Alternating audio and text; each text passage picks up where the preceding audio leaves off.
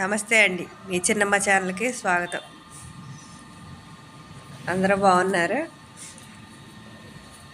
నిన్న ఉదయం మంచు బాగా కురుస్తుంది కదా, ఆరు ఆరు ఆరు 5:30 ఆ ప్రాంతానికి చూడండి, పాదకు 6ంటికి ఎలా ఉందో మా ఇంటి చుట్టూ మంచు ఇలాగా అసలు మనుషులు కూడా కనపడకుండా అలా ఉందన్నమాట. అందుకని ఊరికే తీశారు వారు వీడియో చూడండి. ఈ మంచు అందరికీ గొంతులు బొంగురు పోయినాయి కదా, గొంతులో గురగుర అని నసలాగానే పొడి దగ్గు అందరికీ బాగా ముక్కులు పట్టేసినట్టు పట్టలేదు కానీ ముక్కులు పట్టేసినట్లుగా అలాగ ఉన్నాయి చూడండి. మంచులో తిరక్కండి, పొద్దున్నే వీలైనంత వరకు ఊరికే తీయండి అంటే ఇలా వీడియో తీశారు. ఇంటి చుట్టూ ఫుల్ అసలు ఎంత మంచో, 8 వరకు పోవట్లేదు. నాకు కూడా గొంతు అలాగే అయింది. ఇంట్లో అందరికీ నేను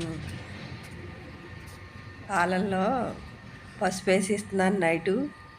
పగలేమో 2 లవంగాలు, ఒక 5-6 మిరియాలు చితకొట్టి, లవంగాలు చితకొట్ట అవసరంలా, లవంగాలు పళ్ళంగానే వేసేసి టీ డికాషన్ పొడి వేసి డికాషన్ బాగా మరగబెట్టి అందులో కొంచెం పాలు పోసి బెల్లం వేసి ఇస్తున్నాను.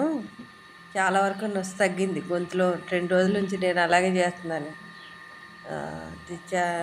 రెమెడీలాగే ఉంది.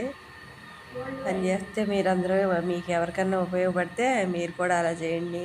రోజు అలాగే 2 పూటలు తాగుతూ ఉంటే, నైట్ మాత్రం కంపల్సరీ వేడి వేడి పాలలో అంత పసుపు వేసుకుని తాగితే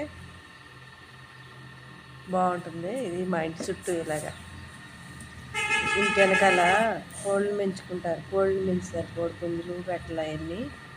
పండగ అనుకుంటగా గొర్రెపోతుని కూడా తెచ్చి పెంచుకుంటున్నారు.